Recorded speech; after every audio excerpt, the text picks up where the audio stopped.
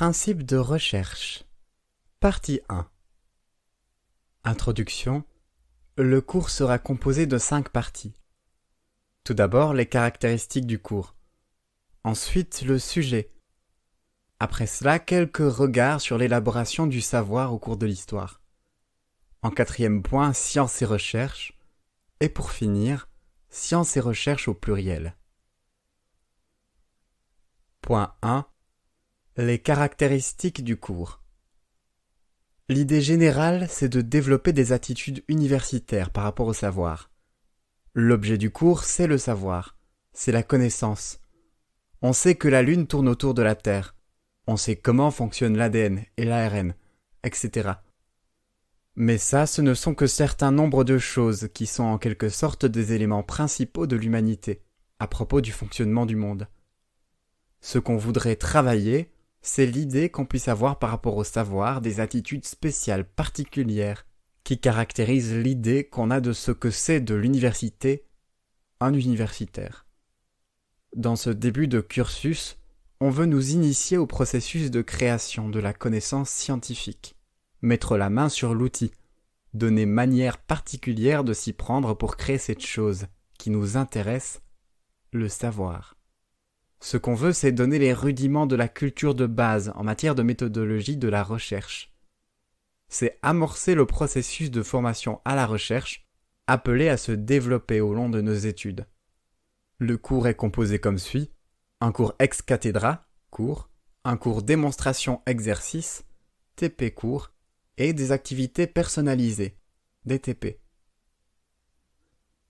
Point 2. Le sujet. La question, c'est comment construire, développer, élaborer, fabriquer, faire croître le savoir, la connaissance. On est dans le faire, le construire, dans la recette de cuisine. Sauf qu'évidemment, ici, on ne donne pas une recette précise, où on est obligé d'enchaîner les étapes. Il s'agit plutôt de réfléchir ensemble sur la manière de faire les crêpes, les omelettes, car on peut tout faire différemment. L'idée est bien de réfléchir ensemble sur ce faire-faire de la connaissance et du savoir. Autrement, c'est aussi comment faire d'œuvres scientifiques. Ce savoir, cette connaissance, c'est quoi? Est-ce qu'on peut cerner ça de plus près? Tout d'abord, le verbe connaître. Avoir présent à l'esprit un objet réel ou vrai, concret ou abstrait, physique ou mental, être capable de former l'idée, le concept de l'image, de « on peut connaître tout, excepté soi-même ». Après cela, c'est avoir présent à l'esprit en tant qu'objet de pensée analysé. C'est aussi pouvoir faire l'usage de, être devenu habile en. C'est aussi avoir. Et enfin, c'est avoir compétence pour juger. Après cela, le nom connaissance. Il s'agit du fait de connaître. Il s'agit d'être informé d'eux. Les connaissances, c'est aussi ce qui est connu, ce que l'on sait, pour l'avoir appris, avec d'un côté l'acquis, culture, érudition, instruction. Nous avons aussi le verbe savoir. Il s'agit d'appréhender l'esprit, de posséder une connaissance, sens affaibli dans des expressions, être capable de, en mesure de, ou encore avoir présent à l'esprit un objet de pensée qu'on identifie et qu'on tient pour réel, pouvoir affirmer de l'existence de, donc connaître. C'est également être conscient de connaître la valeur, portée de, tel acte, tel sentiment. Et enfin, c'est avoir dans l'esprit un ensemble d'idées et d'images constituant des connaissances sur tel ou tel objet de pensée, donc connaître encore une fois. On peut aller chercher des éléments de définition à gauche et à droite. Le nom savoir, ensemble de connaissances plus ou moins systématisées, acquises par une activité mentale suivie. Donc, encore une fois, d'un côté acquis connaissance et de l'autre culture, érudition, instruction. C'est aussi état de l'esprit qui sait, relation entre le sujet et l'objet de pensée dont il admet la vérité, pour des raisons intellectuelles et communicables. Bref, la connaissance, le savoir dont il va être question, est fait d'informations. Ces informations ne sont pas n'importe lesquelles, Ce sont des infos qui ont des propriétés, des caractéristiques. Tout d'abord caractérisant un objet, réel ou vrai, propriété, concret ou abstrait, physique ou mental. Ça veut dire qu'au fond, ces choses appelées savoir sont des infos qui ont un très large spectre de couverture. Ça peut concerner quelque chose de réel, par exemple le marbre dont est fait ce soubassement de l'estrade, mais ce genre d'info peut être aussi des choses très abstraites, par exemple la dépression. C'est ce qui caractérise l'état d'un certain nombre de personnes qui ont une souffrance psychique. Mais concernant la dépression, je ne sais pas la toucher du doigt, pourtant c'est réel, mais pas concret. Ce n'est pas quelque chose que je peux cerner avec un moyen physique.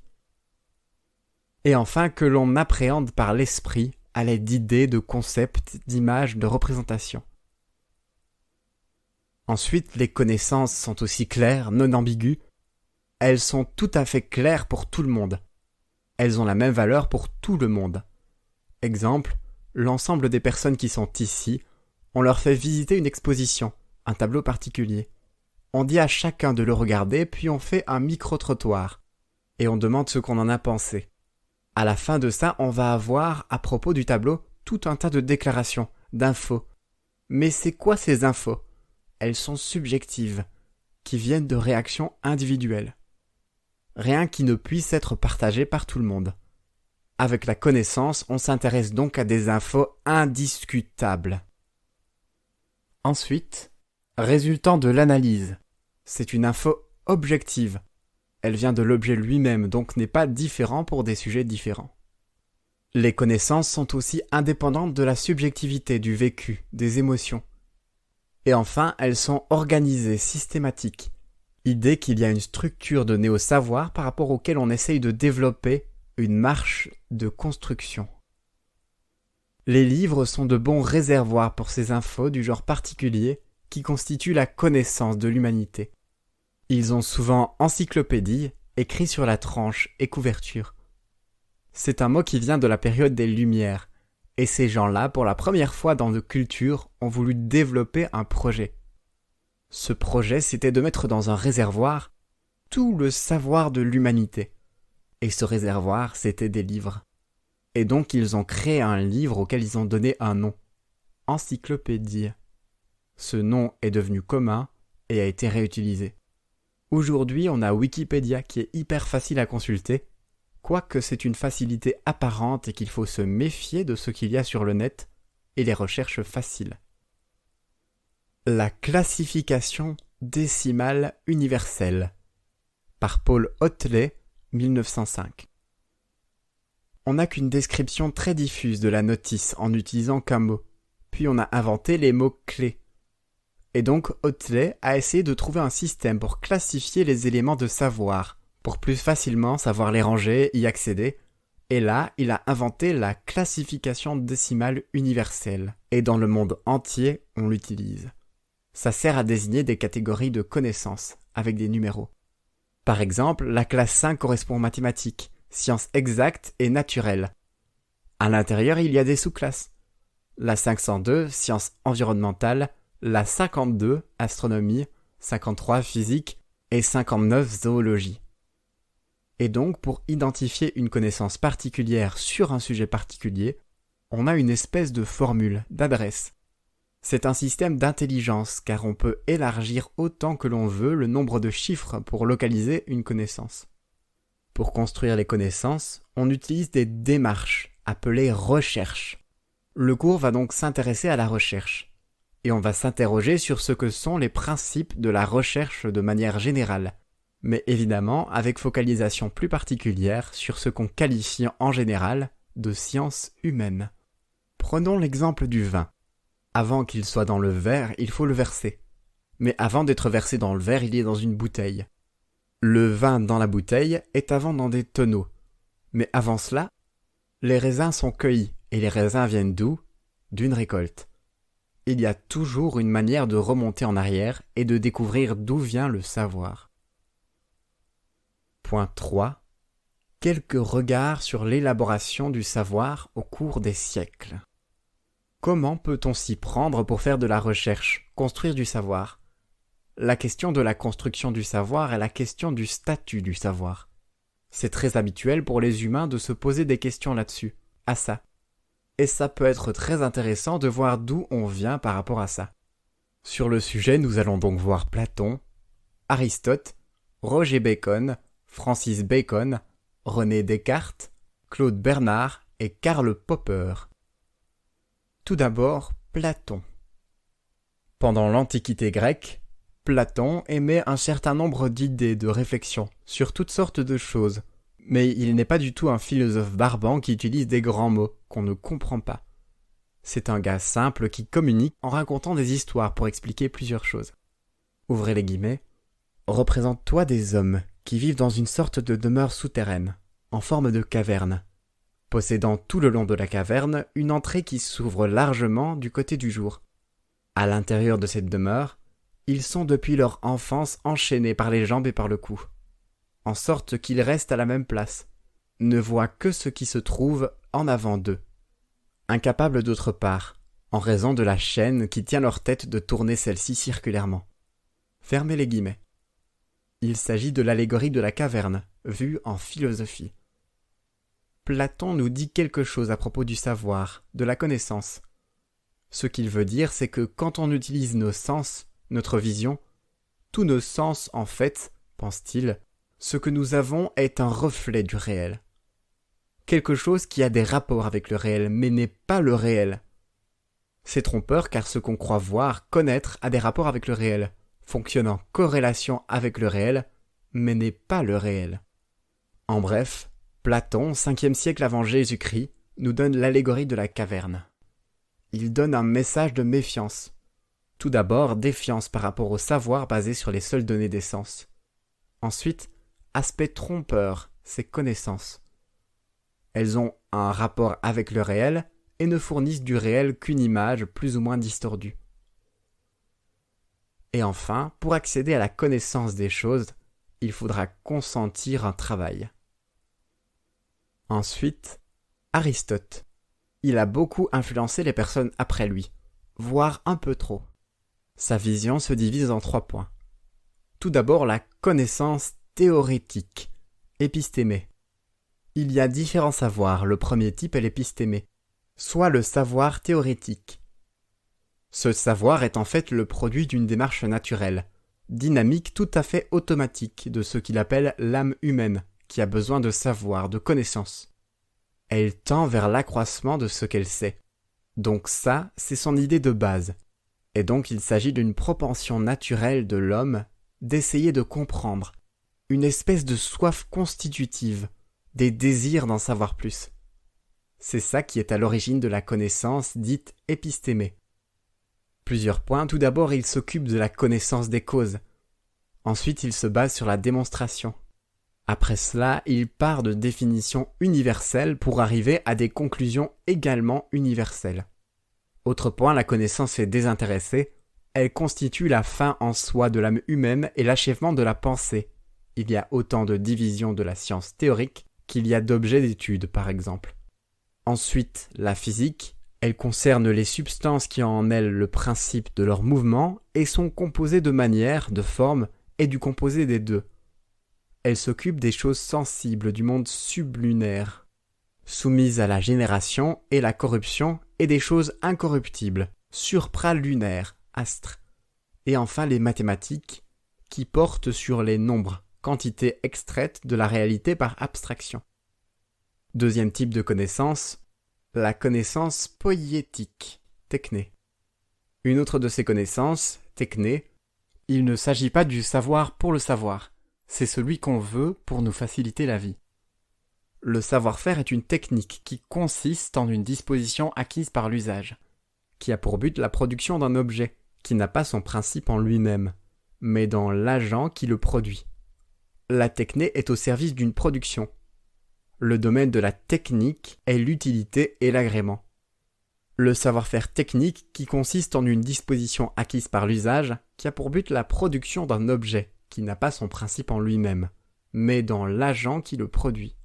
Le techné est au service d'une production. Le domaine de la technique est l'utilité et l'agrément. Elle vise toujours le particulier et le singulier. mais demande un savoir-faire qui peut s'apparenter à une étape intermédiaire dans l'échelle de la connaissance. Et enfin, la connaissance pratique, praxis. Elle est liée au bien, par rapport à ce qui est beau, sage, etc. La phronésis, disposition qu'on traduit parfois par sagesse pratique, est tournée vers l'action, praxis.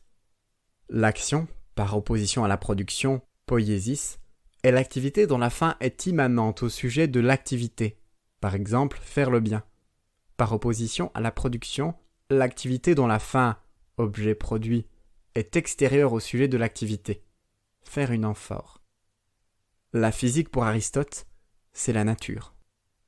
Il y a autant de divisions de la science théorique qu'il y a d'objets d'étude. Par exemple, physique et histoire de Pierre, numéro plus haut, nombre abstrait. Aristote pense que ça se subdivise en catégories, en classes. En fait, la connaissance épistémée, on peut la subdiviser en fonction des objets sur lesquels elle porte. Ainsi, si je pense à une connaissance qui s'applique aux pierres du chemin, c'est quelque chose d'un autre type qu'une connaissance qui s'applique au nombre. Il y a des objets réels et de l'autre côté des concepts. Ce n'est pas le même. Il faut qu'on considère à l'intérieur des catégories différentes en fonction du type d'objet sur lequel porte l'épistémé. 2 points. Tout d'abord, la phronésis est un mode de connaissance qui porte à la fois sur l'universel et sur le particulier. C'est donc une connaissance des moyens de réalisation de l'universel. Et 2e point, elle concerne les actes politiques et moraux. Tous les actes qui ont pour fin l'accomplissement d'un bien quelconque, alors que la poiesis, ou création ou production, correspond aux activités productives, au travail compris comme production de valeurs d'usage, de biens et de services utiles à la vie. La production est art, ou techné. Un exemple de tout ça, les facultés. On subdivise l'université en différentes parties en fonction des objets sur lesquels ces différentes parties portent. On s'intéresse à l'esprit, on va en psycho. On s'intéresse aux cellules, on va en bio. Donc cette idée aristotélicienne de la subdivision en fonction de l'objet, c'est quelque chose qui n'a fait que se développer au cours des 25 siècles à partir duquel sa pensée a été connue. Pour récapituler, il y a différentes connaissances. Les connaissances théorétiques, épistémées, poétiques, techné, et pratiques, praxis. Après cela, Roger Bacon. C'est un homme très polyvalent. Il est un moine de l'ordre des frères mineurs, important. Naissance en Angleterre, vie européenne.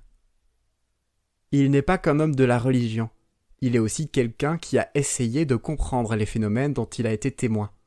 On le connaît car il a été l'un des premiers à comprendre les faits liés à la lumière, à l'optique, comme l'arc-en-ciel. Il a fait de l'observation sur l'optique, idée de la trichomie et réfraction de la lumière, réflexion sur arc-en-ciel dont il mesure l'ouverture angulaire et recense les variantes, rosée, fontaine, prisme, description de la chambre noire. On lui a attribué, probablement indûment mais on en trouve les mentions précises dans ses écrits, l'invention de la poudre à canon, des verres grossissants, du télescope, de la pompe à air, etc. C'est un visionnaire, et il a une célébrité à cause de ça. C'est le docteur Elabilis, soit le docteur des merveilles, c'est son surnom. Il s'agit d'un personnage à la Léonard de Vinci, mais moins reconnu aujourd'hui. 3 points, tout d'abord l'expérience est double, duplex et experientia. 2e point, l'une passe par le sens extérieur, et cette expérience est humaine et philosophique. Et 3e point, l'autre consiste en illumination intérieure. Roger Bacon est tout de même un homme de Dieu.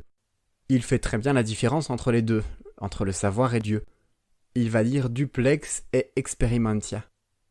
La connaissance se construit, et il dit que ça se construit de 2 manières différentes. L'une passe par les sens, le toucher, la vision, le goût, etc. Et ça, c'est la première des experientia. C'est une expérience humaine, l'homme face à la nature, et philosophique, au sens grec. Ça veut dire donc que c'est quelqu'un qui pense beaucoup. Donc, cette première experimentia, elle est humaine, et il faut qu'elle passe par le raisonnement, la réflexion, la sagesse, etc. L'autre experimentia consiste en l'illumination intérieure. Celle-là est très différente.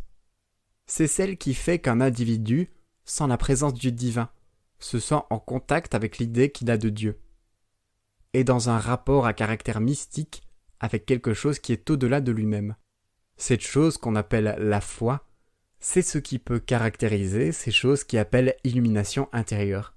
C'est intime, totalement personnel, et ce n'est pas démontrable. En bref, la première expérience, la physique s'appuie sur des instruments adaptés et sur des œuvres certificatrices, des phénomènes astronomiques, optiques, fondés sur la vue, portant sur le monde corporel. Et la seconde expérience, mystique, consiste en illumination générale par l'intellect agent, Dieu lui-même, et en illumination spéciale, intuition particulière et personnelle. Il y a deux types de savoir, de connaissances qui sont séparés.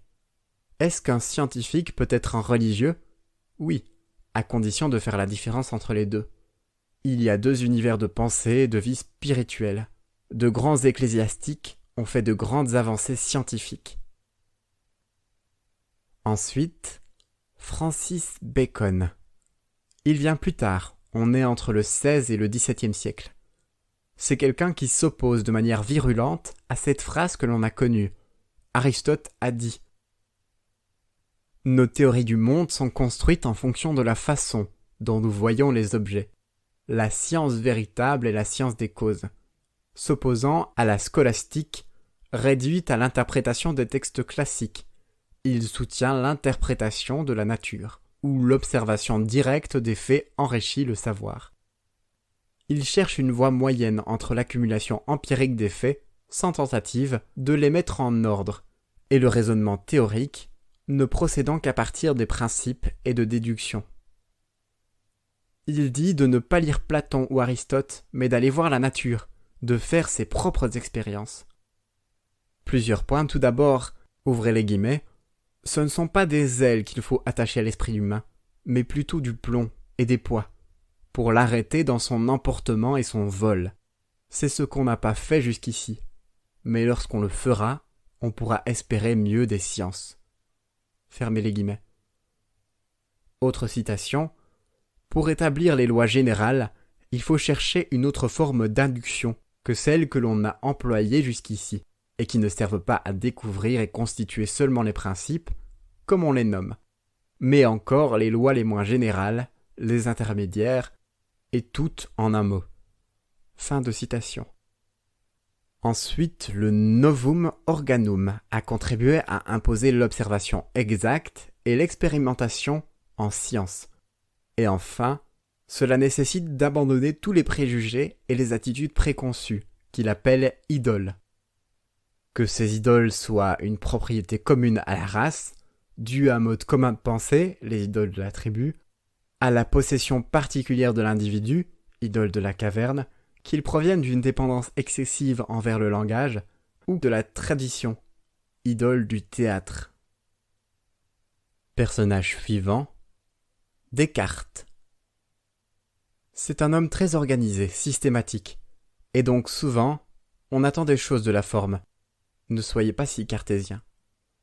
D'abord, il a une posture personnelle qui évoque un peu celle de Francis Bacon. Lui aussi est en rupture par rapport aux traditions que Francis décrit et fustige. Donc il y a quelque chose de commun dans le mouvement. Mais Descartes est plus constructif et moins révolutionnaire. Il est plus architecte que Francis ne l'est. Francis met les idoles par terre. Descartes dit « D'accord, tout ça est par terre, mais qu'est-ce qu'on peut faire ?» On est d'accord, la connaissance est quelque chose qui doit se fabriquer. Celle à laquelle on s'intéresse n'est pas liée aux expériences mystiques. On sait que pendant des siècles, l'Occident était influencé par l'ecclésiastique. La méthode, c'est comment on fait pour. Quelle méthode utilisons-nous ? Le discours de la méthode, grande œuvre de Descartes. Chez lui, il y a l'idée que, pour être efficace, il ne faut pas trop causer. 4 principes. Premier principe, ne jamais recevoir quelque chose pour vrai que je ne la connusse évidemment être telle. Ça veut dire que je ne la connaisse par l'évidence. Donc il ne faut pas dire d'une chose que c'est vrai si je n'ai pas l'évidence, la preuve que c'est vrai. Ça, on l'a déjà rencontré chez Roger Bacon.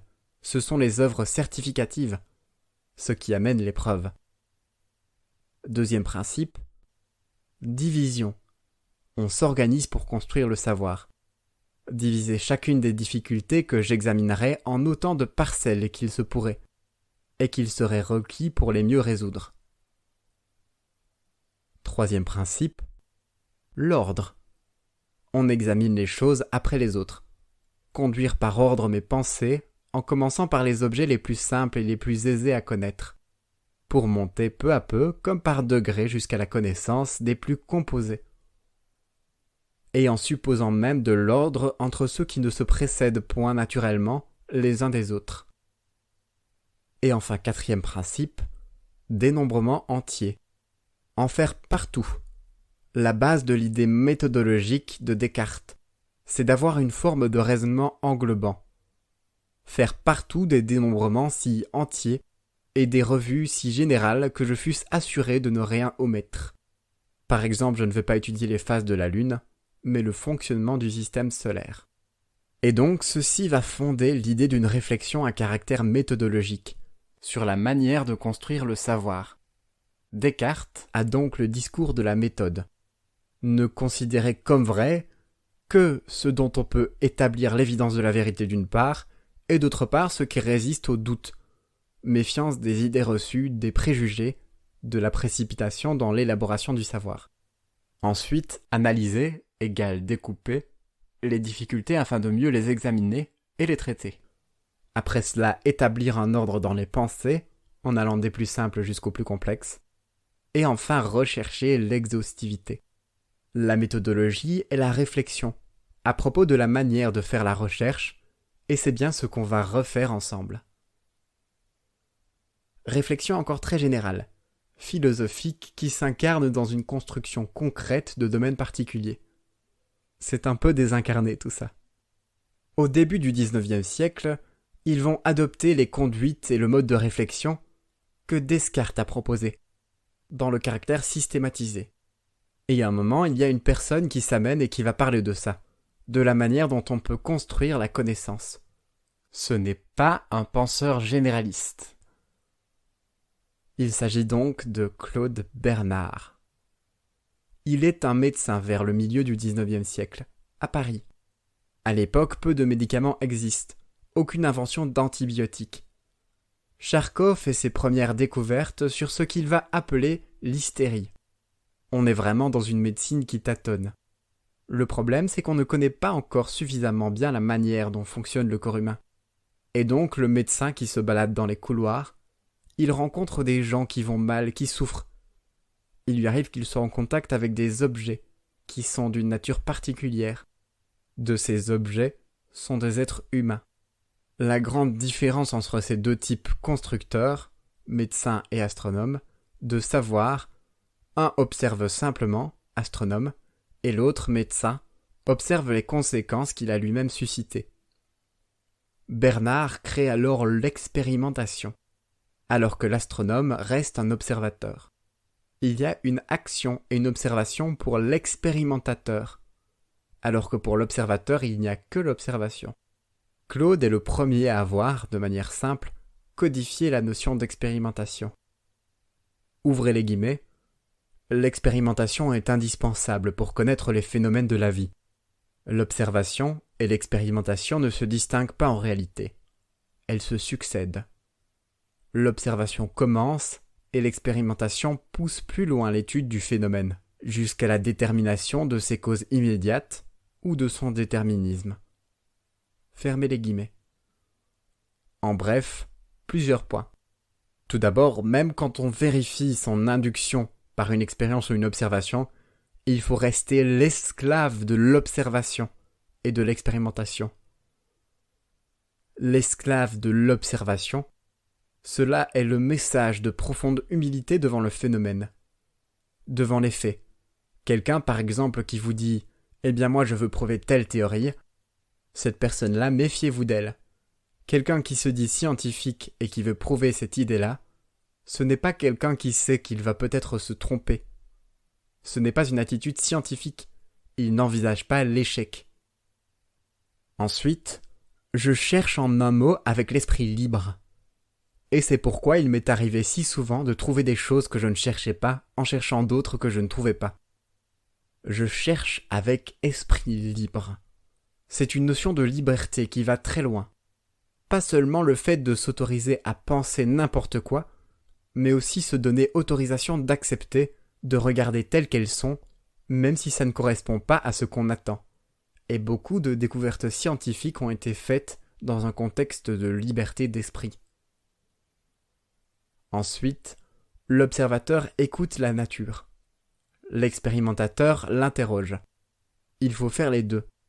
Il faut interroger la nature, lui poser une question. Mais il ne faut pas vouloir qu'elle réponde à votre question. Il faut l'écouter quoi qu'elle dise. Il dit aussi « Moi je suis le secrétaire de la nature ». Interroger la nature, à quoi ça correspond ? Un observateur écoute la nature. Ça, c'est l'astronome. Celui qui interroge est actif, dans l'action. Mais toujours la précision, mais toujours la réponse qu'on attend ne doit pas forcément être celle qu'on a en tête. Attention, un constructeur de connaissances ne peut pas être autre que humble devant les faits.